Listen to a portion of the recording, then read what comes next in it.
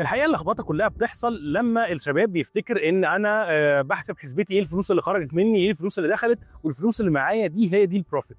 فخلوني ابسطها لكم واحاول اقول لكم ايه المصروفات او تحديدا الكاش اوت اللي بيخرج والمفروض ما يتحسبش في البروفيت وبيتحسب بشكل غلط. مساء الخير عليكم، وسامحوني اتاخرت عليكم الفتره اللي فاتت، كنت مشغول شويه في رحله عمل في دبي. وقبل اي حاجه باركولي فاينلي ماي برودكت از فولي ريجسترد في دبي والامارات كلها. اثناء رحلتي في الامارات قعدت مع شويه شباب مصريين بيحاولوا يفتحوا شغل وبزنس جديد هنا في الامارات، فكانوا بيسالوني في شويه حاجات في البزنس، وفي موضوع اتفتح حابب ان انا اشاركه معاكم. ايه الفرق بين الكاش فلو والبروفيت، وازاي شركه تكون بروفيتابل او بنقول عليها كسبانه وفي نفس الوقت معهاش فلوس ومهدده انها تقفل في اي لحظه. الحقيقه اللخبطه كلها بتحصل لما الشباب بيفتكر ان انا بحسب حسبتي ايه الفلوس اللي خرجت مني، ايه الفلوس اللي دخلت، والفلوس اللي معايا دي هي دي البروفيت.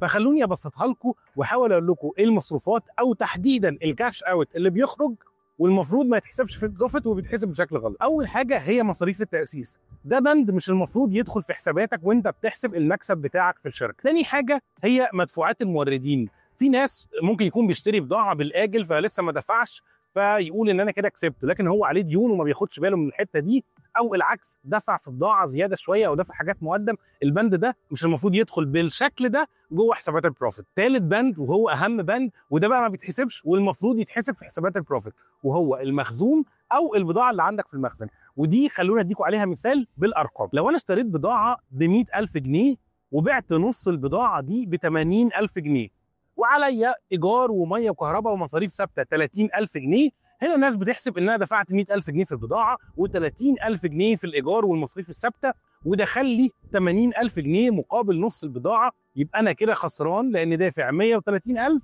ودخل لي 80,000 جنيه. طبعا الكلام ده مش مظبوط، لان انت لسه عندك نص البضاعه الثاني موجود عندك في المخزن. وهنا بقى تيجي لعبه الوقت.